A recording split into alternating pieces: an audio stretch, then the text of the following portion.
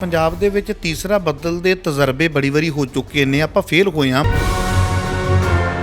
ਮਨਪ੍ਰੀਤ ਬਾਦਲ ਨੂੰ ਇਹ ਕਹਿ ਦਿੱਤਾ ਸੀ ਉਹਨਾਂ ਦੇ ਮੂੰਹ ਦੇ ਉੱਤੇ ਕਿ ਤੁਸੀਂ ਤੀਸਰਾ ਬਦਲ ਨਹੀਂ ਬਣਾਉਣਾ ਏ, ਤੁਸੀਂ ਸਿਰਫ ਕਿਸੇ ਨਾ ਕਿਸੇ ਪਾਰਟੀ ਦੇ ਵਿੱਚ ਆਪਣੀ ਜਗ੍ਹਾ ਬਣਾਉਣ ਲਈ ਬਣਾਉਂਦੇ ਫਿਰਦੇ ਆ। ਥਾਣੇਦਾਰ ਦੀ ਕੀ ਜ਼ਰੂਰਤ ਆ ਜੇ ਇੱਕ ਸੀਐਮ ਜਿਹੜਾ ਆ ਉਹ ਇਸ ਗੱਲ ਲਈ ਤਤਪਰ ਹੋਵੇ ਕਿ ਮੈਂ ਪੰਜਾਬ ਦੇ ਵਿੱਚੋਂ ਕਰਪਸ਼ਨ ਖਤਮ ਕਰਨੀ ਆ ਕਿ ਫੈਡਰੇਸ਼ਨ ਵੱਲੋਂ ਤੁਸੀਂ ਸਾਨੂੰ ਜਿਹੜਾ ਆ ਇੱਕ ਲੈਟਰ ਹੈਡ ਦੇ ਉੱਤੇ ਲਿਖ ਕੇ ਦੇ ਦਿਓ ਕਿ ਅਸੀਂ ਤੁਹਾਡੀ ਸਪੋਰਟ ਕਰਦੇ ਹਾਂ। ਜਦੋਂ ਬਰਨਾਲਾ ਗਵਰਨਮੈਂਟ ਟੁੱਟ ਗਈ ਸੀ ਅਜੇ ਅਸੈਂਬਲੀ ਭੰਗ ਨਹੀਂ ਸੀ ਕੀਤੀ ਅਤੇ ਮੈਨੂੰ ਕੇਂਦਰ ਜਿਹੜਾ ਆ ਉਹ ਮੁੱਖ ਮੰਤਰੀ ਬਣਾਉਂਦਾ ਅਤੇ ਅਸੀਂ ਉਸ ਦਿਨ ਹੀ ਇਹਨਾਂ ਦੀ ਪਰਖ ਲਈ ਸੀਗੀ captain Sahib the will power. ਅਤੇ ਮੈਂ ਕਿਹਾ ਜੀ ਹਾਂ ਠੀਕ ਆ, ਤੁਸੀਂ ਦੱਸੋ ਕੀ ਦਿਓਗੇ ਸਾਨੂੰ। ਇਹਨਾਂ ਨੇ ਕਿਹਾ ਸੀਗਾ ਕਿ ਅਸੀਂ ਤੁਹਾਨੂੰ ਜੀ 2 ਮੰਤਰਾਲੇ ਦੇ ਦਿੰਦੇ ਹਾਂ। ਅਤੇ ਕੈਪਟਨ ਸਾਹਿਬ ਉਦੋਂ ਹੀ ਜਵਾਬ ਦੇ ਰਹੇ ਕਹਿੰਦੇ ਜੀ ਇਹ ਤਾਂ ਮੈਂ ਕਿਵੇਂ ਕਰ ਸਕਦਾ ਜੇ ਪੁਲਿਸ ਵਾਲਾ ਕੋਈ ਇਸ ਤਰ੍ਹਾਂ ਕੱਲ੍ਹ ਨੂੰ ਕਰ ਦੂ ਤਾਂ ਅਸੀਂ ਆਖਿਆ ਤੁਸੀਂ ਸੀਐਮ ਬਣ ਕੇ ਕੀ ਲੈਣਾ। ਜੇ ਤੁਹਾਡੇ ਕੋਲ ਇੰਨਾ ਵਿਸ਼ਵਾਸ ਨਹੀਂ ਕਿ ਇੱਕ ਪੁਲਿਸ ਵਾਲਾ ਜਿਹੜਾ ਉਹ ਮੇਰੇ ਆਖੇ ਲੱਗੇਗਾ ਕਿ ਉਹ ਵੀ ਤੁਹਾਡੇ ਤੋਂ ਪਰਵਾਰਾ ਹੋ ਕੇ ਕੋਈ ਕੰਮ ਕਰ ਦੂ, ਫਿਰ ਸੀਐਮ ਕਾਹਦੇ ਲਈ ਬਣਨਾ ਤੁਸੀਂ। ਹੁਣ ਆਪਾਂ ਥਰਡ ਫਰੰਟ ਦੀ ਗੱਲ ਕਰੀਏ ਤੇ ਪੰਜਾਬ ਦੇ ਵਿੱਚ ਜੇ ਤੀਜੀ ਧਿਰ ਨਹੀਂ ਆ ਰਹੀ, ਕੁਛ ਤੇ ਆਪਣੀਆਂ ਨਾਕਾਮੀਆਂ ਕਰਕੇ ਨਹੀਂ ਆ ਰਹੀ ਕਿ ਕਿਸੇ ਵੀ ਮੁੱਦੇ ਦੇ ਉੱਤੇ ਚਾਹੇ ਤੁਸੀਂ ਕੋਈ ਵੀ ਐਨੀ ਅਦਰ ਲੀਡਰਾਂ ਦੇ ਵਿੱਚੋਂ ਸੁਖਪਾਲ ਸਿੰਘ ਖਹਿਰਾ ਜਾਂ ਢੀਂਡਸਾ ਜਾਂ ਹੋਰ ਅਦਰ ਲੀਡਰਸ਼ਿਪ ਜਿੰਨੀ ਵੀ ਹੈਗੀ ਹੈ ਉਹ ਕਿਸੇ ਵੀ ਮੁੱਦੇ ਉੱਤੇ ਗੱਲ ਕਰਨ ਤਾਂ ਉਹਦਾ ਜਵਾਬ ਕੈਪਟਨ ਸਾਹਿਬ ਨਹੀਂ ਦੇਣਗੇ। ਸੁਖਬੀਰ ਸਿੰਘ ਦੀ ਗੱਲ ਦਾ ਜਵਾਬ ਦੇਣਗੇ ਜਾਣ-ਬੁੱਝ ਕੇ। ਉਹ ਇੱਕ ਦਸਾਉਣਾ ਚਾਹੁੰਦੇ ਆ ਪੰਜਾਬ ਦੇ ਲੋਕਾਂ ਨੂੰ ਕਿ ਲੜਾਈ ਜਿਹੜੀ ਆ ਉਹ ਕਾਂਗਰਸ ਤੇ ਬਾਦਲ ਦਲ ਦੀ ਆ ਪੰਜਾਬ 'ਚ। ਕੱਲ੍ਹ ਨੂੰ ਜੇ ਕੋਈ ਤੀਜੀ ਧਿਰ ਸੁਹਿਰਦ ਆ ਜਾਂਦੀ ਆ ਉਹ ਮੇਰੇ ਕੋਲ ਇਹਦਾ ਹਿਸਾਬ ਕਿਤਾਬ ਮੰਗੂਗੀ। ਇਸ ਕਰਕੇ ਕੈਪਟਨ ਖੁਦ ਚਾਹੁੰਦਾ ਕਿ ਜੇ ਕੱਲ੍ਹ ਨੂੰ ਆਵੇ ਤਾਂ ਸੁਖਬੀਰ ਆਵੇ। ਦੇਸ਼ ਵਿਦੇਸ਼ ਦੇ ਸਾਰੇ ਹੀ ਦਰਸ਼ਕਾਂ ਦਾ ਤੁਹਾਡੇ ਆਪਣੇ ਸੇਵਕ ਹਰਪ੍ਰੀਤ ਸਿੰਘ ਮਖੂ ਵੱਲੋਂ ਦਿਲ ਦੀਆਂ ਗਹਿਰਾਈਆਂ ਤੋਂ ਸਵਾਗਤ ਹੈ। ਦਰਸ਼ਕੋ, ਤੁਹਾਨੂੰ ਪਤਾ ਕਿ ਤੁਹਾਡੀ ਸੇਵਾ ਦੇ ਵਿੱਚ ਬੜੀ ਜਲਦੀ ਹਾਜ਼ਰ ਹੋ ਜਾਣਾ ਵਾ ਨਵੀਂ ਸ਼ਖਸੀਅਤ ਦੇ ਨਾਲ, ਨਵੇਂ ਸਵਾਲ ਲੈ ਕੇ, ਨਵੇਂ ਮੁੱਦੇ ਲੈ ਕੇ। ਜਿਸ ਸ਼ਖਸੀਅਤ ਨੂੰ ਮੈਂ ਤੁਹਾਡੇ ਰੂਬਰੂ ਕਰਨ ਜਾ ਰਿਹਾ ਹਾਂ, ਸੰਘਰਸ਼ ਵੇਲੇ ਵੀ ਕਾਫੀ ਨਾਮ ਰੇਖਾ ਆਪਣਾ ਯੋਗਦਾਨ ਪਾਇਆ, ਅੱਜ ਵਿੱਦਿਅਕ ਖੇਤਰ ਦੇ ਵਿੱਚ ਵੀ ਆਪਣੀਆਂ ਪੁਲਾਂਘਾਂ ਵੱਡੀਆਂ ਪੁੱਟਦੇ ਨੇ। ਸਰਦਾਰ ਸਵਰਨ ਸਿੰਘ ਜੀ ਖਾਲਸਾ, ਆਓ ਤੇ ਇਹਨਾਂ ਨੂੰ ਤੁਹਾਡੇ ਰੂਬਰੂ ਕਰਦੇ ਹਾਂ ਅਤੇ ਜਾਣਨ ਦਾ ਯਤਨ ਕਰਦੇ ਹਾਂ ਪੰਜਾਬ ਦੇ ਵਿੱਚ ਥਰਡ ਫਰੰਟ ਤੀਜੀ ਧਿਰ ਕਾਮਯਾਬ ਕਿਉਂ ਨਹੀਂ ਹੋ ਰਹੀ। ਆਓ ਸਭ ਤੋਂ ਪਹਿਲਾਂ ਪ੍ਰੋਗਰਾਮ ਦੇ ਵਿੱਚ ਸਰਦਾਰ ਸਵਰਨ ਸਿੰਘ ਜੀ ਦਾ ਸਵਾਗਤ ਕਰਦੇ ਹਾਂ। ਵੀਰ ਜੀ, ਵਾਹਿਗੁਰੂ ਜੀ ਕਾ ਖਾਲਸਾ, ਵਾਹਿਗੁਰੂ ਜੀ ਕੀ ਫਤਿਹ ਜੀ। ਵਾਹਿਗੁਰੂ ਜੀ ਕੀ ਫਤਿਹ ਜੀ। ਅਕਾਲ ਚੈਨਲ ਦੀ ਸਮੁੱਚੀ ਟੀਮ ਦਾ ਬਹੁਤ ਬਹੁਤ ਤਹਿ ਦਿਲੋਂ ਧੰਨਵਾਦ ਹੈ ਜੀ। ਤੁਸੀਂ ਮੈਨੂੰ ਮੌਕਾ ਦਿੱਤਾ ਆਪਣੇ ਚੈਨਲ ਦੇ ਉੱਤੇ ਆਪਣੇ ਵਿਚਾਰ ਸਾਂਝੇ ਕਰਨ ਦਾ। ਜੀ ਵੀਰ ਜੀ, ਜੇ ਗੱਲ ਕਰੀਏ ਪੰਜਾਬ ਦੇ ਅੰਦਰ, ਤੇ ਸਾਡਾ ਪੰਜਾਬ ਦਾ ਵੋਟਰ ਬੜੀ ਵੱਡੀ ਦੁਬਿਧਾ ਦੇ ਵਿੱਚ ਪਿਆ ਹੋਇਆ ਹੈ। ਉਹ ਕਹਿੰਦਾ ਸਾਨੂੰ ਇਹ ਦੱਸੋ ਵੀ ਅਸੀਂ ਜਾਈਏ ਤੇ ਕਿੱਥੇ ਜਾਈਏ। ਕਹਿੰਦੇ ਕਾਂਗਰਸ ਅਕਾਲੀ ਭਾਵੇਂ ਪੰਜਾਬ ਦੇ ਵਿੱਚ BSP ਦੀ ਵੋਟਿੰਗ ਵੀ ਹੁੰਦੀ ਹੈ, ਮਾਨ ਦਲ ਦੀਆਂ ਵੀ ਵੋਟਾਂ ਪੈਂਦੀਆਂ ਨੇ, ਪਰ ਕਿਤੇ ਨਾ ਕਿਤੇ ਉਹ ਬਹੁਤ ਜ਼ਮਾਨਤਾਂ ਜ਼ਬਤ ਵੀ ਹੋ ਜਾਂਦੀਆਂ ਨੇ, ਬੜੀ ਪਿੱਛੇ ਚਲੇ ਜਾਂਦੇ ਨੇ। ਉਹ ਕਹਿੰਦੇ ਕਿ ਜੇ ਸੱਤਾਧਾਰੀ ਪਾਰਟੀ ਦੀ ਗੱਲ ਕਰੀਏ ਤਾਂ ਸਾਨੂੰ ਇਹ ਦੱਸਿਆ ਜਾਵੇ ਵੀ ਅਸੀਂ ਕਿੱਧਰ ਜਾਈਏ, ਕੀ ਕਰੀਏ। ਥਰਡ ਫਰੰਟ ਪੰਜਾਬ ਦੇ ਵਿੱਚ ਕਾਮਯਾਬ ਕਿਉਂ ਨਹੀਂ ਹੋ ਰਿਹਾ। ਦੇਖੋ ਮਖੂ ਜੀ, ਇੱਕ ਬੜੀ ਪੁਰਾਣੀ ਕਹਾਵਤ ਆ ਕਿ ਇੱਕ ਛੋਟੇ ਹੁੰਦਿਆਂ ਇੱਕ ਕਹਾਣੀ ਜਿਹੜੀ ਸੀ ਨਾ ਉਹ 10ਵੀਂ ਸ਼ਾਇਦ 9ਵੀਂ 10ਵੀਂ ਦੀਆਂ ਕਿਤਾਬਾਂ ਦੇ ਵਿੱਚ ਆਉਂਦੀ ਸੀ। ਉਹ ਕਹਾਣੀ ਸੀਗੀ ਕਿ ਸਮੁੰਦਰ ਅਤੇ ਸ਼ੈਤਾਨ। ਇਸ ਵਕਤ ਪੰਜਾਬ ਦੇ ਹਾਲਾਤ ਜਿਹੜੇ ਆ ਉਹ ਪੰਜਾਬ ਨਹੀਂ ਮੈਂ ਕਹਿ ਸਕਦਾ ਸਮੁੱਚੇ ਭਾਰਤ ਦੇ ਹੀ ਹਾਲਾਤ ਇਹੋ ਜਿਹੇ ਬਣੇ ਹੋਏ ਆ, ਉਹ ਵਿਸ਼ੇਸ਼ ਤੌਰ 'ਤੇ ਪੰਜਾਬ ਦੇ, ਕਿ ਲੋਕਾਂ ਦੇ ਕੋਲ ਤੀਸਰਾ ਬਦਲ ਜਿਹੜਾ ਆ ਬੇਸ਼ੱਕ ਉਹਦੀਆਂ ਸੰਭਾਵਨਾਵਾਂ ਬਹੁਤ ਪ੍ਰਬਲ ਆ। ਇਹ ਨਹੀਂ ਹੈ ਕਿ ਤੀਸਰੇ ਬਦਲ ਦੀਆਂ ਸੰਭਾਵਨਾਵਾਂ ਨਹੀਂ, ਪਰ ਅਜੇ ਤੱਕ ਕੋਈ ਵੀ ਵਿਅਕਤੀ ਜਿਹੜਾ ਵਾ ਜਾਂ ਕੋਈ ਵੀ ਸ਼ਖਸੀਅਤ ਜਾਂ ਕੋਈ ਵੀ ਪਾਰਟੀ ਜਿਹੜੀ ਆ ਤੀਸਰੇ ਬਦਲ ਵਜੋਂ ਲੋਕਾਂ ਦਾ ਵਿਸ਼ਵਾਸ ਜਿੱਤ ਸਕਣ ਵਿੱਚ ਕਾਮਯਾਬ ਨਹੀਂ ਹੋਈ। ਵਿਸ਼ਵਾਸ ਨਹੀਂ ਜਿੱਤ ਸਕੀ। ਉਹ ਸਮੁੰਦਰ ਅਤੇ ਸ਼ੈਤਾਨ ਵਾਲੀ ਕਹਾਣੀ ਜਿਹੜੀ ਉਹ ਮੈਨੂੰ ਯਾਦ ਆ, ਛੋਟੀ ਜਿਹੀ ਉਹਦੀ ਸੰਖੇਪ ਜੀ, ਕਿ ਉਹ ਇੱਕ ਸਮੁੰਦਰ ਦੇ ਇੱਕ ਪਾਸੇ ਇੱਕ ਵਿੱਚ ਉਹਦੇ ਸ਼ੈਤਾਨ ਹੁੰਦਾ, ਇੱਕ ਗਰੀਬੜਾ ਜਿਹਾ ਵਿਅਕਤੀ ਜਿਹੜਾ ਆ ਉਹ ਅਚਾਨਕ ਸਮੁੰਦਰ ਤੋਂ ਪਾਣੀ ਪੀਣ ਲਾਉਂਦਾ, ਕੰਢੇ ਬਹਿੰਦਾ ਉਹਦੇ, ਤਾਂ ਉਹ ਦੇਖਦਾ ਕੀ ਆ ਕਿ ਇੱਕ ਸ਼ੈਤਾਨ ਜਿਹੜਾ ਵਾ ਉਹਨੂੰ ਫੜ ਲੈਂਦਾ। ਉਹ ਰੌਲਾ ਪਾਉਂਦਾ ਵੀ ਮਰ ਗਿਆ ਮੈਨੂੰ ਛੱਡ। ਅਤੇ ਉਹ ਸ਼ੈਤਾਨ ਜਿਹੜਾ ਵਾ ਉਹਨੂੰ ਸਮੁੰਦਰ ਵਿੱਚ ਸੁੱਟ ਦਿੰਦਾ, ਛੱਡਦਾ। ਉਹ ਰੌਲਾ ਪਾਉਂਦਾ ਮੈਂ ਸਮੁੰਦਰ 'ਚ ਡੁੱਬ ਗਿਆ ਮੈਨੂੰ ਕੱਢੋ ਓਏ।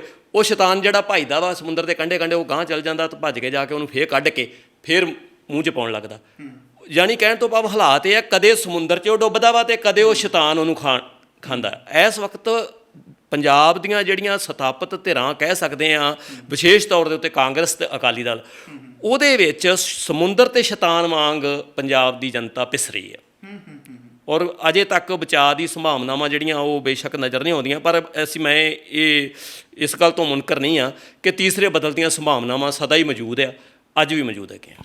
ਨਹੀਂ, ਜਿਵੇਂ ਤੀਸਰੇ ਬਦਲ ਦੀਆਂ ਸੰਭਾਵਨਾਵਾਂ ਤੁਸੀਂ ਦੱਸਿਆ ਮੌਜੂਦ ਹੈ, ਪਰ ਪੰਜਾਬ ਦੇ ਵਿੱਚ ਤੀਸਰਾ ਬਦਲ ਦੇ ਤਜਰਬੇ ਬੜੀ ਵਾਰੀ ਹੋ ਚੁੱਕੇ ਨੇ। ਆਪਾਂ ਫੇਲ ਹੋਏ ਹਾਂ। ਮਨਪ੍ਰੀਤ ਬਾਦਲ ਆਇਆ, ਉਹਨਾਂ ਨੇ ਕਹਿ ਦਿੱਤਾ ਕਿ ਮੈਂ ਪੰਜਾਬ ਦੇ ਵਿੱਚ ਤੀਸਰਾ ਬਦਲ ਦਿਆਂਗਾ। ਉਹਨਾਂ ਦੇ ਦਾਅਵੇ ਵੀ ਬੜੇ ਵੱਡੇ ਸੀ।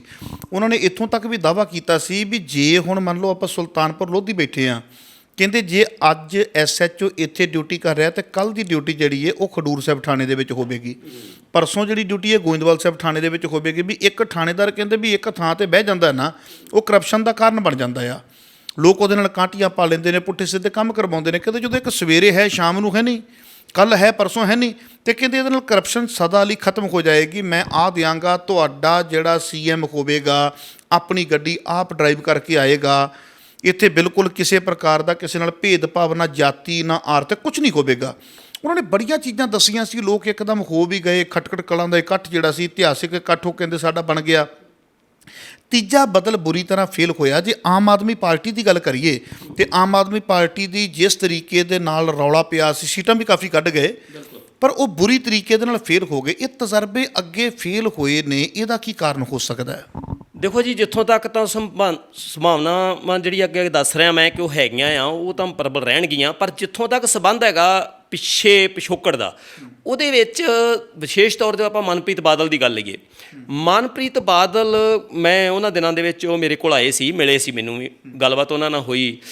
ਮੈਂ ਪਹਿਲੇ ਦਿਨ ਹੀ ਆਪਣੇ ਸਾਥੀਆਂ ਨੂੰ ਅਤੇ ਮਨਪ੍ਰੀਤ ਬਾਦਲ ਨੂੰ ਇਹ ਕਹਿ ਦਿੱਤਾ ਸੀ ਉਹਨਾਂ ਦੇ ਮੂੰਹ ਦੇ ਉੱਤੇ ਕਿ ਤੁਸੀਂ ਤੀਸਰਾ ਬਦਲ ਨਹੀਂ ਬਣਾਉਣਾ ਹੈ, ਤੁਸੀਂ ਸਿਰਫ ਕਿਸੇ ਨਾ ਕਿਸੇ ਪਾਰਟੀ ਦੇ ਵਿੱਚ ਆਪਣੀ ਜਗ੍ਹਾ ਬਣਾਉਣ ਲਈ ਬਣਾਉਂਦੇ ਫਿਰਦੇ ਹੋ। ਬਿਲਕੁਲ ਮੇਰੇ ਸਕੂਲ ਬੈਠੇ ਉਹਨਾਂ ਨਾਲ ਇਹ ਗੱਲ ਹੋਈ ਸੀ। ਅਤੇ ਮੈਨੂੰ ਕਹਿੰਦਾ ਕਿਉਂ? ਮੈਂ ਕਿਹਾ ਕਿਉਂਕਿ ਜਿਹੜੇ ਤੁਹਾਡੇ ਸਾਰੀ ਗੱਲਬਾਤ ਜਿੰਨੀ ਮੇਰੇ ਨਾਲ ਹੋਈ ਆ, ਉਹਦੇ ਵਿੱਚੋਂ ਜੋ ਕੁਛ ਮੈਨੂੰ ਨਜ਼ਰ ਆਇਆ ਵਾ ਪੋਲੀਟੀਕਲ ਤੌਰ 'ਤੇ, ਜਿੰਨੀ ਕੁ ਮੇਰੀ ਸੂਝ-ਬੂਝ ਆ, ਉਹਦੇ ਮੁਤਾਬਕ ਤੁਸੀਂ ਤੀਸਰੇ ਬਦਲ ਲਈ ਬਿਲਕੁਲ ਵੀ ਮਾਨਸਿਕ ਤੌਰ 'ਤੇ ਤਿਆਰ ਨਹੀਂ ਹੈਗੇ। ਤੁਸੀਂ ਸਿਰਫ ਲੋਕਾਂ ਨੂੰ ਮੂਰਖ ਬਣਾ ਰਹੇ ਆ, ਪਹਿਲੀ ਗੱਲ। ਦੂਸਰੀ ਗੱਲ ਕਿ ਜਿੰਨੀਆਂ ਵੀ ਧਿਰਾਂ, ਆਪਾਂ ਆਮ ਆਦਮੀ ਪਾਰਟੀ ਦੀ ਗੱਲ ਲਈਏ, ਬੇਸ਼ੱਕ ਮੈਂ ਇਸ ਗੱਲ ਤੋਂ ਮੁਨਕਰ ਨਹੀਂ ਹੈ ਕਿ ਦਿੱਲੀ ਤੋਂ ਉਹਨਾਂ ਦੇ ਪ੍ਰਸ਼ਾਸਨ ਦੀਆਂ ਜਾਂ ਉਹਨਾਂ ਦੇ ਕਹਿਣ ਕਹਾਉਣ ਦੀਆਂ ਜਾਂ ਉਹਨਾਂ ਦੇ ਕਿਸ ਤਰ੍ਹਾਂ ਉਹਨਾਂ ਨੇ ਚਲਾਇਆ, ਚੰਗੇ ਨਤੀਜੇ ਜਿਹੜੇ ਨਜ਼ਰ ਆ ਰਹੇ ਆ, ਪਰ ਹਰ ਗੱਲ ਜਿਹੜੀ ਆ ਹਰ ਜਗ੍ਹਾ ਦੇ ਉੱਤੇ ਲਾਗੂ ਹੋ ਜਾਵੇ, ਇਹ ਇਸ ਤਰ੍ਹਾਂ ਦੀਆਂ ਸੰਭਾਵਨਾਵਾਂ ਸਦਾ ਨਹੀਂ ਕਾਇਮ ਰਹਿੰਦੀਆਂ। ਕਿਉਂਕਿ ਪੰਜਾਬ ਜਿਹੜਾ ਆ, ਜਿਸ ਤਰੀਕੇ ਨਾਲ ਆਮ ਆਦਮੀ ਪਾਰਟੀ ਨੇ ਪਿਛਲੀਆਂ ਵਿਧਾਨ ਸਭਾ ਚੋਣਾਂ ਦੇ ਵਿੱਚ ਆਪਣੀ ਖਿੱਲੀ ਆਪੇ ਉਡਾਈ, ਜਿਸ ਤਰੀਕੇ ਦੇ ਨਾਲ ਉਹ ਜਿੱਤ ਦੇ ਨੇੜੇ ਜਾਂਦੇ ਜਾਂਦੇ ਥਾਂ ਡਿੱਗੇ ਵਾਪਸ। ਬੇਸ਼ੱਕ ਉਹ ਦੂਸਰਾ ਜਿਹੜੀ ਧਿਰ ਸੀਗੀ, ਕਹਿ ਸਕਦੇ ਆਪਾਂ ਅਕਾਲੀ ਦਲ ਦੀ ਕਾਰਗੁਜ਼ਾਰੀ ਬਹੁਤ ਮਾੜੀ ਰਹੀ, ਅਕਾਲੀ ਦਲ ਲੋਕਾਂ ਦੇ ਮਨਾਂ ਤੋਂ ਲੈ ਗਿਆ ਸੀ, ਉਹਦੇ ਕਾਰਨ ਉਹਨਾਂ ਦੀਆਂ ਸੀਟਾਂ ਅਕਾਲੀਆਂ ਤੋਂ ਜ਼ਿਆਦੀਆਂ ਆ ਗਈਆਂ। ਪਰ ਜੇ ਆਪਾਂ ਉਹਨਾਂ ਨੂੰ ਇਹ ਕਰੀਏ ਕਿ ਉਹ ਸੈਕੰਡ ਧਿਰ ਵਜੋਂ ਵੀ ਕੋਈ ਵੱਡੀ ਪਾਰਟੀ ਵਜੋਂ ਰਹੇ, ਅਤੇ ਉਹ ਤਾਂ ਸਾਹਮਣੇ ਨਹੀਂ ਦਿਸ ਰਿਹਾ, ਬਿਲਕੁਲ ਨਹੀਂ ਦਿਸਿਆ। ਉਹਦਾ ਕਾਰਨ ਇਹੀ ਸੀ ਕਿ ਉਹਨਾਂ ਦੀ ਵੀ ਲੀਡਰਸ਼ਿਪ ਜਿਹੜੀ ਸੀ, ਉਹਨੇ ਵੀ ਕੋਈ ਸਿਆਣਪ ਦਾ ਸਬੂਤ ਨਹੀਂ ਦਿੱਤਾ। ਨਹੀਂ, ਕਿਤੇ ਨਾ ਕਿਤੇ ਪੰਜਾਬ ਦੇ ਜਿਹੜੇ ਲੋਕ ਨੇ, ਪੰਜਾਬ ਦਾ ਵੋਟਰ ਹੈ, ਸਾਨੂੰ ਪਾਰਟੀ ਨੂੰ ਜਿਹੜੀ ਥਰਡ ਫਰੰਟ ਆ ਰਿਹਾ ਹੈ ਪੰਜਾਬ ਦੇ ਵਿੱਚ, ਉਹ ਭਾਵੇਂ ਆਮ ਆਦਮੀ ਪਾਰਟੀ ਦੇ ਰੂਪ ਦੇ ਵਿੱਚ ਹੋਵੇ, ਭਾਵੇਂ ਉਹ ਅਦਰ ਕੋਈ ਵੀ ਪਾਰਟੀ ਹੋਵੇ, ਉਹ ਮਨਪ੍ਰੀਤ ਬਾਦਲ ਦੀ ਹੋਵੇ, ਸਾਨੂੰ ਲੋਕ ਪਲਸ ਕਿਤੇ ਨਾ ਕਿਤੇ ਤੁਹਾਨੂੰ ਲੱਗਦਾ ਨਹੀਂ ਪਿਆ ਵੀ ਸਾਨੂੰ ਫੜਨੀ ਨਹੀਂ ਆ ਰਹੀ। ਜੇ ਆਮ ਪੰਜਾਬ ਦੀ ਆਪਾਂ ਗੱਲ ਕਰੀਏ ਤਾਂ ਪੰਜਾਬ ਦਾ ਹਰ ਵੋਟਰ ਇਹ ਚਾਹੁੰਦਾ ਹੈ ਵੀ ਸਾਡਾ ਜਿਹੜਾ ਲੀਡਰ ਹੈ ਇੱਥੋਂ ਦਾ ਹੋਵੇ, ਨਾ ਕਿ ਇਹਦੀ ਵਾਂਗਡੋਰ ਦਿੱਲੀ ਤੋਂ ਚੱਲੇ। ਇੱਥੋਂ ਹੀ ਮਾਰ ਖਾਦੀ ਨਾ ਮੇਰੀ ਗੱਲ, ਆਪਣੀ ਖਿੱਲੀ ਆਪੇ ਉਡਾਈ। ਔਰ ਮੈਂ ਇੱਕ ਗੱਲ ਤੁਹਾਡੀ ਮਹੂ ਜੀ ਗੱਲ ਕੱਟ ਕੇ ਉਹ ਕਰਨੀ ਚਾਹੁੰਦਾ, ਜਿਹੜੀ ਤੁਸੀਂ ਗੱਲ ਕੀਤੀ ਥਾਣੇਦਾਰ ਵਾਲੀ। ਇਸ ਤਰ੍ਹਾਂ ਦੇ ਜਿਹੜੇ ਆ ਨਾ, ਐਵੇਂ ਮਨ ਲੁਭਾਉਣੇ ਜਿਹੜੇ ਆ, ਉਹ ਦੇ ਕੇ ਲੋਕਾਂ ਨੂੰ ਇਸ਼ੂ ਜੇ ਛੱਡ ਕੇ, ਛੁਰਲੀਆਂ ਛੱਡ ਕੇ ਵੀ ਥਾਣੇਦਾਰ ਇੱਥੇ ਹੋਊਗਾ ਤਾਂ ਉੱਥੇ ਹੋਈਦਾ। ਪ੍ਰਸ਼ਾਸਨ ਇੱਦਾਂ ਨਹੀਂ ਚੱਲਦੇ। ਥਾਣੇਦਾਰ ਭਾਵੇਂ ਜਿੱਥੇ ਮਰਜ਼ੀ ਹੋਵੇ, ਵਿਲ ਪਾਵਰ ਚਾਹੀਦੀ ਆ, ਵਿਲ ਪਾਵਰ ਚਾਹੀਦੀ ਆ। ਬੰਦੇ ਦੇ ਵਿੱਚ ਕੁਝ ਕਰਨ ਦੀ ਸ਼ਕਤੀ ਹੋਣੀ ਚਾਹੀਦੀ ਆ, ਉਹਦੇ ਅੰਦਰ ਉਹਦਾ ਦ੍ਰਿੜਤਾ ਹੋਣੀ ਚਾਹੀਦੀ ਆ। ਥਾਣੇਦਾਰ ਦੀ ਕੀ ਜ਼ਰੂਰਤ ਆ? ਜੇ ਇੱਕ CM ਜਿਹੜਾ ਆ ਉਹ ਇਸ ਗੱਲ ਲਈ ਤਤਪਰ ਹੋਵੇ ਕਿ ਮੈਂ ਪੰਜਾਬ ਦੇ ਵਿੱਚੋਂ ਕਰਪਸ਼ਨ ਖਤਮ ਕਰਨੀ ਆ, ਤਾਂ ਥਾਣੇਦਾਰ ਦੀ ਕੀ ਜ਼ਰੂਰਤ ਆ ਉਹ ਕਰਪਟ ਹੋ ਜਾਵੇ ਜੀ। ਹਾਂਜੀ। ਔਰ ਮੈਂ ਤੁਹਾਡੇ ਕੋਲ ਇਹਦੇ 'ਚ ਪਿਛੋਕੜ ਵਿੱਚ ਵੀ ਜਾਣਾ ਚਾਹੁੰਦਾ ਆ। ਮੈਨੂੰ ਲੱਗਦਾ ਕਿ ਇਸ ਇਸ਼ੂ ਦੀ ਗੱਲ ਕੁਦਰਤੀ ਚੱਲੀ ਆ। ਅੱਜ ਮੁੱਖ ਮੰਤਰੀ ਕੈਪਟਨ ਅਮਰਿੰਦਰ ਸਿੰਘ ਜੀ ਹੋਰੀ ਹੈਗੇ ਆ।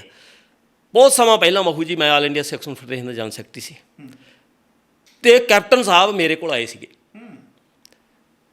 ਇਹ ਕਹਿਣ ਵਾਸਤੇ ਆਏ ਸੀ, ਨਾਲ ਉਹਨਾਂ ਦਾ PA ਸੀ ਜਸਪਾਲ ਸਿੰਘ ਸਿੱਧੂ, ਜਿਹੜੇ ਕਿ UNI ਦੇ ਪੱਤਰਕਾਰ ਅੱਜ ਜਿਉਂਦੇ ਜਾਗਦੇ ਆ। ਹਾਂਜੀ, ਉਹਨਾਂ ਨੇ ਜਿਹਨਾਂ ਕਿਤਾਬ ਲਿਖੀ ਆ ਜੂਨ 84 ਦੀ ਪੱਤਰਕਾਰੀ, ਉਹ ਬੈਠੇ ਗਵਾਹ ਆ ਕਿ ਫੈਡਰੇਸ਼ਨ ਵੱਲੋਂ ਤੁਸੀਂ ਸਾਨੂੰ ਜਿਹੜਾ ਆ ਇੱਕ ਲੈਟਰ ਹੈਡ ਦੇ ਉੱਤੇ ਲਿਖ ਕੇ ਦੇ ਦਿਓ ਕਿ ਅਸੀਂ ਤੁਹਾਡੀ ਸਪੋਰਟ ਕਰਦੇ ਹਾਂ। ਜਦੋਂ ਬਰਨਾਲਾ ਗੌਰਮੈਂਟ ਟੁੱਟ ਗਈ ਸੀ, ਅਜੇ ਅਸੈਂਬਲੀ ਭੰਗ ਨਹੀਂ ਸੀ ਕੀਤੀ, ਅਤੇ ਮੈਨੂੰ ਕੇਂਦਰ ਜਿਹੜਾ ਆ ਉਹ ਮੁੱਖ ਮੰਤਰੀ ਬਣਾਉਂਦਾ, ਅਤੇ ਅਸੀਂ ਉਸ ਦਿਨ ਹੀ ਇਹਨਾਂ ਦੀ ਪਰਖ ਲਈ ਸੀਗੀ captain Sahib the will power. ਅਤੇ ਮੈਂ ਕਿਹਾ ਜੀ ਹਾਂ ਠੀਕ ਆ, ਤੁਸੀਂ ਦੱਸੋ ਕੀ ਦਿਓਗੇ ਸਾਨੂੰ। ਇਹਨਾਂ ਨੇ ਕਿਹਾ ਸੀਗਾ ਕਿ ਅਸੀਂ ਤੁਹਾਨੂੰ ਜੀ 2 ਮੰਤਰਾਲੇ ਦੇ ਦਿੰਦੇ ਹਾਂ। ਮੈਂ ਤੁਹਾਡੇ ਚੈਨਲ 'ਤੇ ਗੱਲ ਕਰ ਰਿਹਾ, ਔਰ ਸਿੱਧੂ ਸਾਹਿਬ ਗਵਾਹ ਆ, ਜਿਉਂਦੇ ਜਾਗਦੇ ਗਵਾਹ ਆ।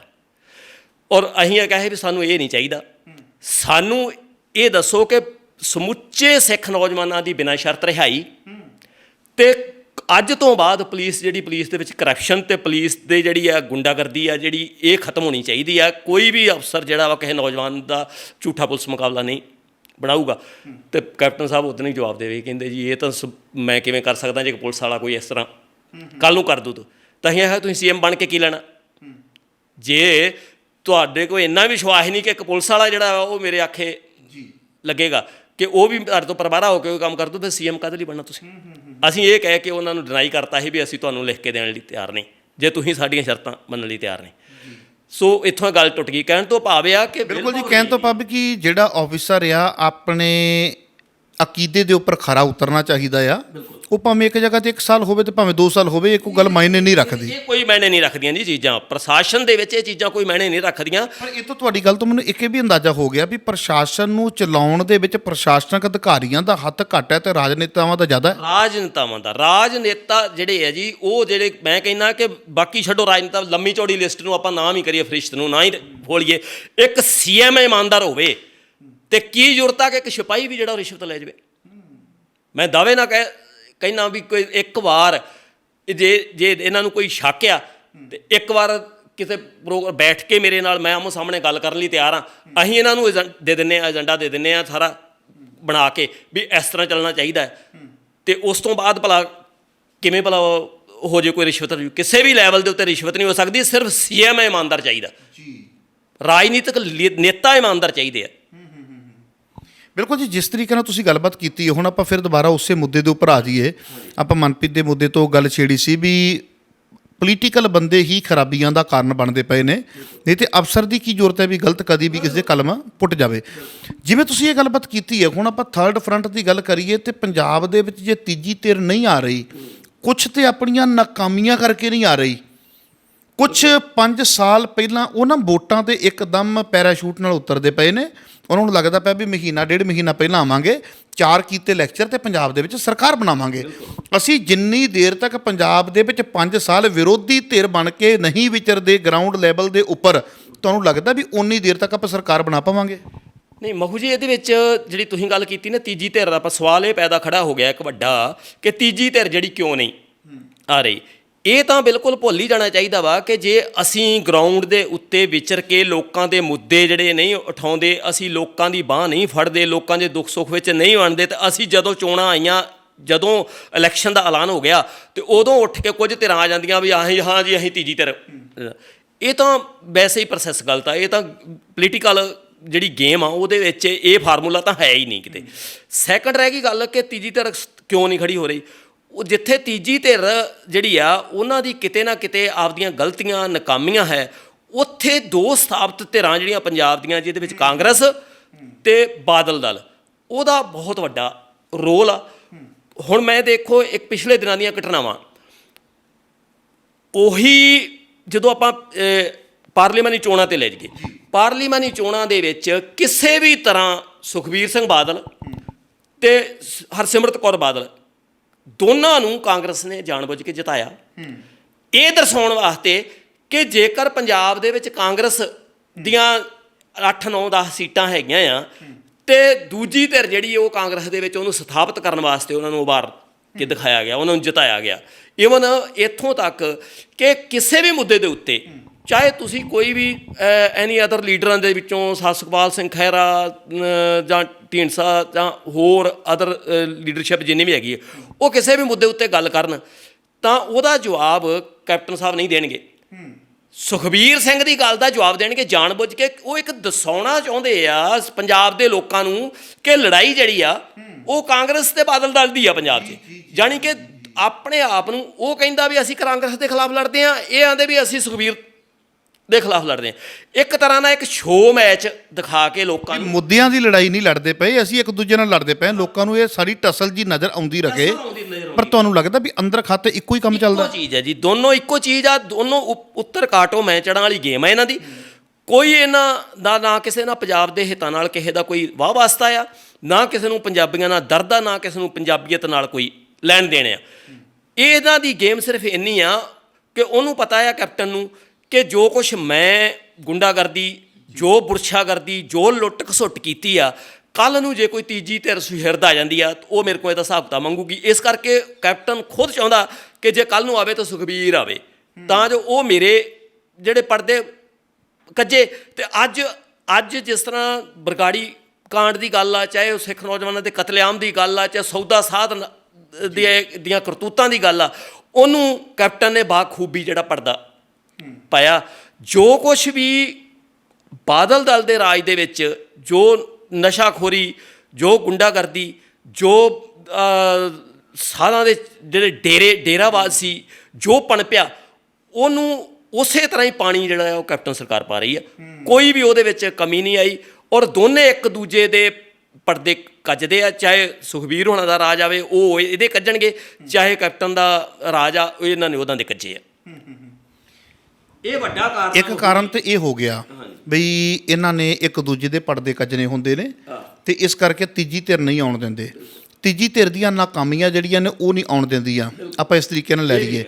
ਪਰ ਇੱਥੇ ਲੋਕਾਂ ਦਾ ਕੀ ਰੋਲ ਹੈ? ਕੀ ਲੋਕ ਇੰਨੇ ਮੂਰਖ ਹਰ ਵਾਰੀ ਬਣੀ ਜਾਣਗੇ ਕਿ ਪਹਿਲਾਂ ਡਾਂਗਾ ਉਹਨਾਂ ਕੋਲੋਂ ਖਾ ਲੀਆਂ, ਮੁੜ ਕੇ ਡਾਂਗਾ ਉਹਨਾਂ ਕੋਲੋਂ ਖਾ ਲੀਆਂ, ਮੁੜ ਕੇ ਉਹਨਾਂ ਦੇ ਧਰਨੇ ਲਾ ਦੇ, ਫਿਰ ਦੂਜੀ ਸਰਕਾਰ ਨੂੰ ਯਾਦ ਲੱਗ ਪਏ ਕਰਨ? ਅਸੀਂ ਪੰਜਾਬ ਦੇ ਲੋਕ ਇੱਕ ਲੋਕ ਲਹਿਰ ਬਣਾ ਕੇ ਇੱਕ ਲੋਕ ਲਹਿਰ ਦੇ ਵਿੱਚੋਂ ਲੀਡਰ ਕਿਉਂ ਨਹੀਂ ਦੇ ਰਹੇ? ਦੇਖੋ ਮਹੂ ਜੀ, ਉਹਦੇ 'ਚ ਕਦੇ ਵੀ ਲੋਕ ਜਿਹੜੇ ਆ ਨਾ, ਲੋਕਾਂ ਲੀਡਰ ਦਾ ਮਤਲਬ ਹੀ ਹੁੰਦਾ ਲੀਡ ਕਰਨਾ, ਤੇ ਲੀਡਰ ਲੋਕਾਂ ਨੂੰ ਕੋਈ ਸੰਭਾਵਨਾਵਾਂ ਦਿਖਾਉਂਦਾ ਆ। ਲੋਕ ਕਦੇ ਵੀ ਕਿਸੇ ਵੀ ਜਗ੍ਹਾ ਦੇ ਉੱਤੇ ਇੱਦਾਂ ਨਹੀਂ ਹੁੰਦਾ ਕਿ ਲੋਕ ਉੱਠ ਕੇ ਖੜੇ ਹੋ ਜਾਣ ਤੇ ਲੋਕ ਜਿਹੜੇ ਆ ਉਹ ਆਪੇ ਲੀਡਰ ਚੁਣ ਲੈਣ। ਕੋਈ ਲੀਡਰ ਦੇ ਵਿੱਚ ਜੇਕਰ ਕੁਆਲਿਟੀ ਨਹੀਂ ਹੋਊਗੀ ਤਾਂ ਲੀਡਰ ਕਿੱਦਾਂ ਚੁਣਿਆ? ਲੋਕ ਸਿਲੈਕਸ਼ਨ ਤੇ ਕਰ ਸਕਦੇ ਆ ਨਾ। ਜੇ ਹੁਣ ਆਪਾਂ 10 ਬੰਦੇ ਵਰਕ ਕਰਦੇ ਪਏ ਆ ਤੇ ਲੋਕਾਂ ਨੂੰ ਦਿਸਤੇ ਪਏਗਾ ਨਾ ਵੀ ਕਿਹੜਾ ਦੂਰ ਅੰਦੇਸ਼ੀ ਹੈ, ਕਿਹੜਾ ਨਿਰਪੱਖ ਹੋ ਕੇ ਚੱਲਦਾ ਆ, ਕਿਹਦਾ ਝੁਕਾਅ ਕਿੱਧਰ ਆ, ਕਲੀਅਰ ਤੇ ਹੋ ਹੀ ਜਾਏਗਾ ਨਾ। ਦੇਖੋ ਇਹ ਨਹੀਂ ਕਹਿੰਦਾ ਮੈਂ ਕਿ ਇਹ ਜੋ ਤੁਸੀਂ ਗੱਲ ਕਹਿ ਰਹੇ ਹੋ ਗਲਤ ਆ, ਲੇਕਿਨ ਤੁਸੀਂ ਕਦੇ ਇਤਿਹਾਸ ਨੂੰ ਫੋਲ ਕੇ ਦੇਖੋ, ਕਦੇ ਵੀ ਕੋਈ ਨਾ ਕੋਈ ਗਰੁੱਪ, ਕੋਈ ਨਾ ਕੋਈ ਧੜਾ ਜਦੋਂ ਅੱਗੇ ਤੁਰਦਾ ਵਾ, ਉਹਨਾਂ ਧੜਿਆਂ ਦੇ ਵਿੱਚੋਂ ਲੋਕ ਚੰਗਾ ਚੁਣ ਲੈਂਦੇ ਆ। ਪਰ ਜਦੋਂ ਕੋਈ ਤੁਰਦਾ ਹੀ ਦਿਖੇ ਨਾ, ਅੱਜ ਪੰਜਾਬ ਦੇ ਵਿੱਚ ਬੇਸ਼ੱਕ ਮੈਂ 2-3 ਧਿਰਾਂ ਜਿਹੜੀਆਂ ਹੈਗੀਆਂ ਵਾ ਜਿਨ੍ਹਾਂ ਵਿੱਚ ਵਿਸ਼ੇਸ਼ ਤੌਰ ਦੇ ਉੱਤੇ ਅੱਜ ਦੀ ਤਰੀਕ ਵਿੱਚ ਸੁਖਪਾਲ ਸਿੰਘ ਖਹਿਰਾ ਜਾਂ ਸੁਖਦੇਵ ਸਿੰਘ ਢੀਂਡਸਾ ਜਾਂ ਉਹ ਬੈਂਸ ਬ੍ਰਦਰ, ਇਹ ਲੋਕ ਜਿਹੜੇ ਆ ਲੋਕਾਂ ਦੀ ਨਜ਼ਰ ਦੇ ਵਿੱਚ ਦਿਸ ਰਹੇ ਆ ਕਿ ਸ਼ਾਇਦ ਆਉਣ ਵਾਲੇ ਦਿਨਾਂ ਦੇ ਵਿੱਚ ਉਹ ਇਕੱਠੇ ਹੋ ਕੇ ਜਾਂ ਕਿਸੇ ਤਰ੍ਹਾਂ ਵੀ ਅੱਗੇ ਵਧਣ ਦਾ ਯਤਨ ਕਰ ਰਹੇ ਆ। ਪਰ ਲੋਕਾਂ ਨੂੰ ਜਿੰਨਾ ਚਿਰ ਤੱਕ ਇਹ ਭਰੋਸਾ ਨਹੀਂ ਹੋ ਜਾਂਦਾ, ਕਿਉਂਕਿ ਪਿੰਡਾਂ ਦੇ ਹਾਲਾਤ ਇਹੋ ਜਿਹੇ ਆ, ਮੈਂ ਪਹਿਲਾਂ ਵੀ ਤੁਹਾਡੇ ਨਾਲ ਗੱਲ ਇੱਕ ਵਾਰੀ ਕੀਤੀ ਸੀ ਕਿ ਪਿੰਡਾਂ ਦੇ ਵਿੱਚ 2 ਤਰ੍ਹਾਂ ਹੁੰਦੀਆਂ। ਇੱਕ ਧਿਰ ਜਿਹੜੀ ਇਹ ਅੱਜ ਜਿਹੜੀ ਆ ਉਹ ਸੱਤਾ 'ਚ ਹੁੰਦੀ ਆ, ਤੇ ਦੂਜੀ ਧਿਰ ਜਿਹੜੀ ਆ ਉਹ ਦੜ ਵੱਟ ਕੇ ਜਮਾਨਾ ਕੱਟ ਵਾਲੀ ਗੱਲ ਹੁੰਦੀ ਆ, ਉਹ ਕੱਟਦੀ ਆ। ਉਹ ਉਡੀਕਦੇ ਆ ਵੀ ਕਦੋਂ ਸਾਡੀ ਸਰਕਾਰ ਆਉਣੀ ਆ ਤਾਂ ਅਸੀਂ ਹੁਣ ਇਹਨਾਂ ਨੂੰ ਦੂਜਿਆਂ ਨੂੰ ਦੱਬਣਾ ਹੈ। ਇਸ ਕਰਕੇ ਇਹ 2 ਧਿਰੀ ਜਿਹੜਾ ਪ੍ਰਸ਼ਾਸਨ ਵਾ, ਪੰਚਾਇਤ ਲੈਵਲ ਤੋਂ ਲੈ ਕੇ ਚੱਲ ਰਿਹਾ ਉੱਪਰਲੇ ਲੈਵਲ ਤੱਕ ਰਾਜਨੀਤਿਕ ਸਿਸਟਮ ਆ ਜਿਹੜਾ, ਉਹਨੇ ਵੀ ਤੀਜੀ ਧਿਰ ਦੀਆਂ ਸੰਭਾਵਨਾਵਾਂ ਜਿਹੜੀਆਂ ਵਾ ਉਹਨਾਂ ਨੂੰ ਮੱਧਮ ਪਾਇਆ ਹੋਇਆ ਵਾ।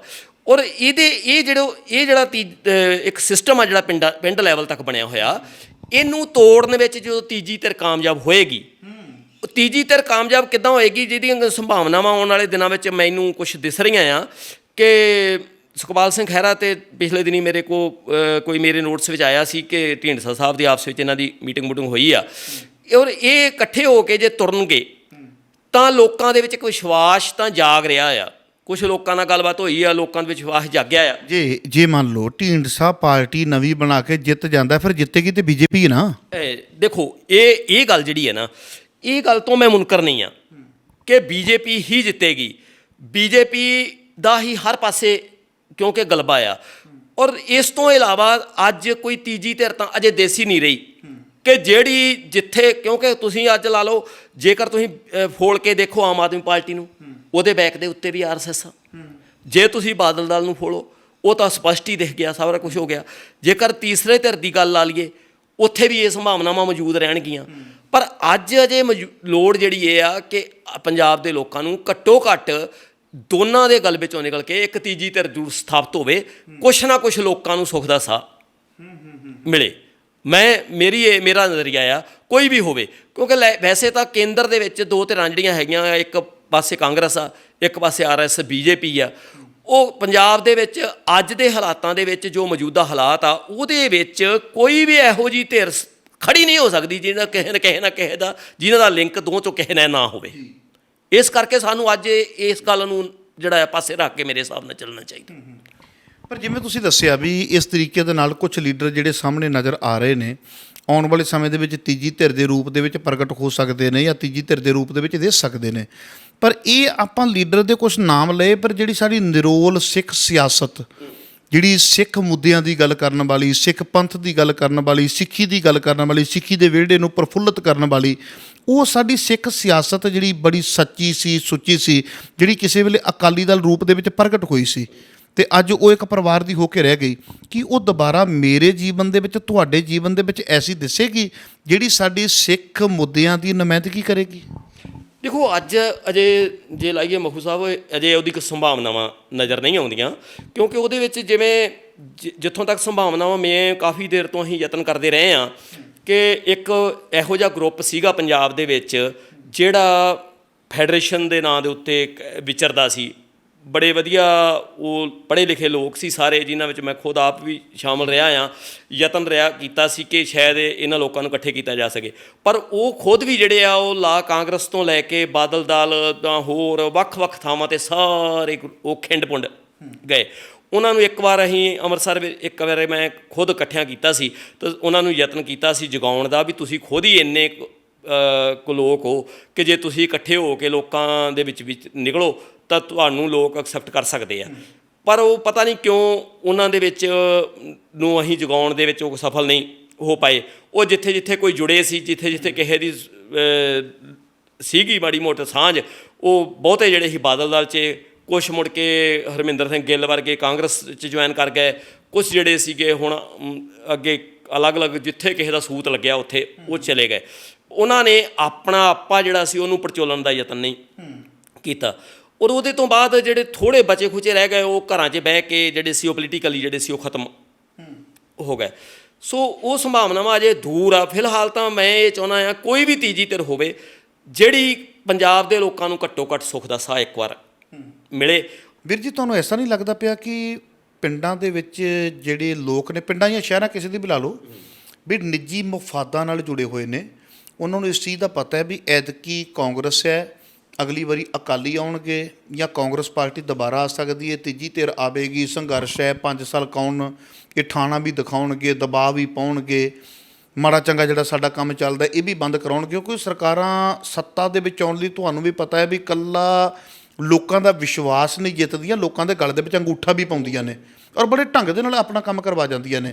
ਕਿਤੇ ਨਾ ਕਿਤੇ ਲੋਕਾਂ ਨੂੰ ਐਸਾ ਨਹੀਂ ਲੱਗਦਾ ਪਿਆ ਵੀ ਥਰਡ ਫਰੰਟ ਜੇ ਆਉਂਦਾ ਵੀ ਹੈ ਅਤੇ 5 ਸਾਲ ਇੱਕ ਸੰਘਰਸ਼ ਹੈ ਅਤੇ ਸੰਘਰਸ਼ ਦੇ ਬਾਅਦ ਵੀ ਫਲ ਲੱਗਣਾ ਹੈ ਕਿ ਨਹੀਂ ਲੱਗਣਾ, ਬੂਟੇ ਨੂੰ ਕਿਤੇ ਪਾਣੀ ਪਾਉਂਦੇ ਨਾ ਰਹਿ ਜਾਈਏ। ਇਸ ਕਰਕੇ ਆਉਣਾ ਤਾਂ ਇਹਨਾਂ ਨਹੀਂ ਹੈ, ਕਿਤੇ ਨੇੜੇ ਤੇੜੇ ਇਹਨਾਂ ਦੇ ਨਾਲ ਹੀ ਜੁੜੇ ਜਿਹੜੇ ਰਹੋ। ਨਹੀਂ ਮਹੂ ਜੀ, ਉਹਦੇ ਵਿੱਚ ਇਹ ਹੁੰਦਾ ਆ ਕਿ ਦੇਖੋ ਆਪਾਂ ਇੱਕ ਐਗਜ਼ੈਂਪਲ ਤਾਂ ਲੈ ਹੀ ਸਕਦੇ ਹਾਂ ਨਾ ਘੱਟੋ ਘੱਟ ਉਹਨਾਂ ਦੇ ਕੋਲੋਂ, ਕਿ ਦਿੱਲੀ ਦੇ ਵਿੱਚ ਆਮ ਆਦਮੀ ਪਾਰਟੀ ਨੇ ਬਹੁਤ ਥੋੜ੍ਹੇ ਸਮੇਂ ਦੇ ਵਿੱਚ ਹੀ ਲੋਕਾਂ ਦੇ ਵਿੱਚ ਇਹ ਵਿਸ਼ਵਾਸ ਜਗਾਉਣ ਵਿੱਚ ਕਾਮਯਾਬ ਹੋ ਗਏ। ਉਹ ਬੇਸ਼ੱਕ ਉਹ ਕੀ ਆ ਕੀ ਨਹੀਂ ਮੈਂ ਨਹੀਂ ਕਹਿੰਦਾ ਉਹਨਾਂ ਬਾਰੇ ਚੰਗੇ ਮਾੜੇ, ਪਰ ਉਹ ਲੋਕਾਂ ਦੇ ਵਿੱਚ ਵਿਸ਼ਵਾਸ ਜਗਾਉਣ 'ਚ ਕਾਮਯਾਬ ਹੋ ਗਏ ਕਿ ਇਹ ਵੀ ਸਰਕਾਰ ਬਣਾ ਕੇ ਸਾਨੂੰ ਸੁੱਖ ਸਹੂਲਤਾਂ ਦੇ ਸਕਦੇ ਆ। ਅਤੇ ਲੋਕਾਂ ਨੇ ਸੋਚਿਆ ਵੀ ਜੇ ਇਹ ਸਰਕਾਰ ਬਣਾ ਕੇ ਸਹੂਲਤਾਂ ਦੇ ਸਕਦੇ ਆ ਸਾਨੂੰ, ਤਾਂ ਘੱਟੋ ਘੱਟ ਕਿਉਂ ਨਾ ਇਹਨਾਂ ਨੂੰ ਪਰਖਿਆ ਜਾਵੇ ਇੱਕ ਵਾਰੀ। ਦੂਜਿਆਂ ਨੂੰ ਤਾਂ ਅਸੀਂ ਵਾਰ ਦੇ ਹੀ ਲਿਆ। ਸੋ ਪੰਜਾਬ ਦੇ ਵਿੱਚ ਵੀ ਜਿਹੜੀ ਵੀ ਤੀਜੀ ਧਿਰ ਦੇ ਉੱਠਣ ਦੀਆਂ ਸੰਭਾਵਨਾਵਾਂ ਹੈਗੀਆਂ ਵਾ, ਉਹਨਾਂ ਵਾਸਤੇ ਇਹ ਪਹਿਲਾ ਇਮਤਿਹਾਨ ਆ ਕਿ ਲੋਕਾਂ ਦੇ ਵਿੱਚ ਇਹ ਵਿਸ਼ਵਾਸ ਜਗਾਉਣ ਵਿੱਚ ਕਾਮਯਾਬ ਹੋ ਜਾਣ ਕਿ ਇਸ ਤੀਜੀ ਧਿਰ ਜਿਹੜੀ ਆ ਰਹੀ ਉੱਠੀ ਆ ਇਹ ਸਾਨੂੰ ਵੀ ਅਕਾਲੀ ਦਲ ਜਿਹੜਾ ਬਾਦਲ ਦਲ ਜਾਂ ਕਾਂਗਰਸ ਤੋਂ ਬਿਹਤਰ ਸਰਕਾਰ ਦੇ ਕੇ ਬਿਹਤਰ ਸੁੱਖ ਸਹੂਲਤਾਂ ਦੇ ਸਕਦੀ ਹੈ।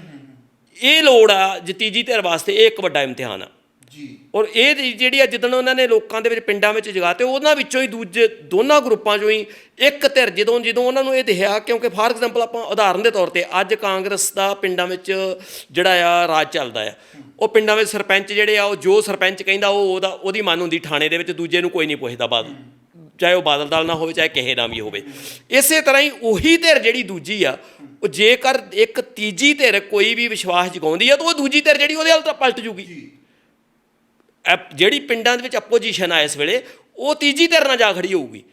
ਸੋ ਲੋੜ ਹੈ ਇਸ ਵੇਲੇ ਇਮਤਿਹਾਨ ਜਿਹੜਾ ਤੀਜੀ ਧਿਰ ਲਈ ਇਹ ਆ ਕਿ ਉਹ ਲੋਕਾਂ ਨੂੰ ਜਿਹੜੀ ਪਿੰਡਾਂ ਦੇ ਵਿੱਚ ਵਿਰੋਧੀ ਧਿਰ ਨੂੰ ਇਹ ਵਿਸ਼ਵਾਸ ਦਿਵਾਵੇ, ਕਾਮਯਾਬ ਹੋ ਜਾਵੇ ਕਿ ਅਸੀਂ ਵੀ ਸਰਕਾਰ ਬਣਾ ਕੇ ਇਹਨਾਂ ਪਹਿਲੀਆਂ ਦੋ ਧਿਰਾਂ ਨਾਲੋਂ ਬਿਹਤਰ ਸਰਕਾਰ ਦੇਵਾਂਗੇ, ਬਿਹਤਰ ਪ੍ਰਸ਼ਾਸਨ ਦੇਵਾਂਗੇ ਜੀ।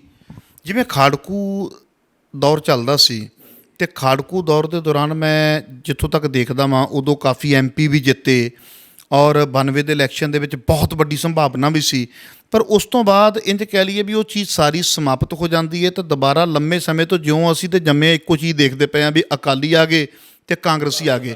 ਜੇ ਹੁਣ ਤੀਜੀ ਧਿਰ ਮੰਨ ਲਓ ਕਿਸੇ ਵੀ ਤਰੀਕੇ ਤੁਹਾਡੇ ਵਰਗੇ ਸਿਆਣਿਆਂ ਦੀ ਕੋਈ ਐਸੀ ਸਟ੍ਰੈਟਜੀ ਬਣਦੀ ਹੈ, ਸਰਦਾਰਾ ਸਿੰਘ ਜੌਹਲ ਵਰਗੇ ਸੱਜਣ ਲੱਗੇ ਹੋਏ ਨੇ, ਕੋਈ ਐਸੀ ਸਟ੍ਰੈਟਜੀ ਤਿਆਰ ਹੋ ਜਾਂਦੀ ਹੈ ਤੁਹਾਡੀ ਤੇ ਥਰਡ ਫਰੰਟ ਆ ਜਾਂਦਾ, ਤੀਜੀ ਧਿਰ ਆ ਜਾਂਦੀ ਹੈ, ਤੁਹਾਨੂੰ ਲੱਗਦਾ ਵੀ ਉਹਨਾਂ ਨੂੰ ਆਉਣ ਤੋਂ ਬਾਅਦ ਵੀ ਸਰਕਾਰ ਡੇਗਣ ਦਾ ਬਹੁਤ ਵੱਡੇ ਪੱਧਰ ਤੇ ਦੋ ਪਾਰਟੀਆਂ ਪ੍ਰਯਾਸ ਕਰਨਗੀਆਂ? ਬਿਲਕੁਲ। ਦੇਖੋ ਇਹਨਾਂ ਦਾ ਦੋਨਾਂ ਪਾਰਟੀਆਂ ਦਾ ਜੋ ਏਜੰਡਾ ਆ ਉਹ ਇਹੀ ਆ ਕਿ ਮੈਂ ਤੈਨੂੰ ਕਹੀ ਜਾਵਾਂ ਵੀ ਇਹ ਜਿਹੜਾ ਆ ਪੰਜਾਬ ਦਾ ਦੁਸ਼ਮਣ ਆ, ਉਹ ਉਹਨੂੰ ਕਹੀ ਜਾਂਦਾ ਇਹ ਪੰਜਾਬ ਦਾ ਦੁਸ਼ਮਣ ਆ। ਦੋਨੋਂ ਧਿਰਾਂ ਲੜਦੇ ਦੇਖਦੇ, ਮੈਂ ਪਹਿਲਾਂ ਵੀ ਗੱਲ ਕੀਤੀ ਸੀ, ਲੋਕਾਂ ਦੇ ਵਿੱਚ ਇੱਕ ਫਰੈਂਡਲੀ ਮੈਚ ਖੇਡ ਰਹੇ ਆ। ਇਹ ਇਸੇ ਕਾਰਨ ਉਹਨਾਂ ਦਾ ਯਤਨ ਇਹੀ ਹੋਏਗਾ ਕਿ ਤੀਜੀ ਧਿਰ ਜਿਹੜੀ ਆ ਉਹਨੂੰ ਕਿਸੇ ਵੀ ਤਰੀਕੇ ਨਾਲ ਉੱਭਰਨ ਨਾ ਦਿੱਤਾ ਜਾਵੇ। ਇਸੇ ਚੀਜ਼ ਨੂੰ ਸਭ ਤੋਂ ਵੱਡਾ ਚੈਲੰਜ ਹੀ ਤੀਜੀ ਧਿਰ ਵਾਸਤੇ ਇਹ ਆ। ਔਰ ਤੀਜੀ ਧਿਰ ਜਿਹੜੀ ਆ ਇਹ ਚੈਲੰਜ ਜਿਹੜਾ ਆ ਉਹ ਐਕਸੈਪਟ ਕਰਕੇ ਆਪਣੀ ਨੀਤੀ ਬਣਾ ਕੇ ਲੋਕਾਂ ਦੇ ਵਿੱਚ ਜਾਵੇ, ਲੋਕਾਂ ਦੇ ਵਿੱਚ ਜਿਹੜੀ ਆ ਇਹ ਲੋਕਾਂ ਨੂੰ ਵਿਸ਼ਵਾਸ ਦਿਵਾਉਣ ਵਿੱਚ ਕਾਮਯਾਬ ਹੋ ਜਾਵੇ ਕਿ ਅਸੀਂ ਬਿਹਤਰ ਪ੍ਰਸ਼ਾਸਨ ਦੇਵਾਂਗੇ। ਇਹ ਸੰਭਾਵਨਾਵਾਂ ਜਿਹੜੀਆਂ ਵਾ, ਵੇਖੋ ਅੱਜ ਦੀ ਤਰੀਕ ਵਿੱਚ ਮੈਂ ਪਹਿਲਾਂ ਵੀ ਗੱਲ ਕੀਤੀ ਸੀ, ਬਹੁਤ ਸਾਰੇ ਲੋਕ ਜਿਹੜੇ ਆ ਹੁਣ ਚਿੰਤਤ ਆ ਕਿ ਪੰਜਾਬ ਦੇ ਲੋਕ ਜਿਹੜੇ ਆ ਇਸ ਵੇਲੇ ਬੁਰੀ ਤਰ੍ਹਾਂ ਪਿਸ ਰਹੇ ਆ।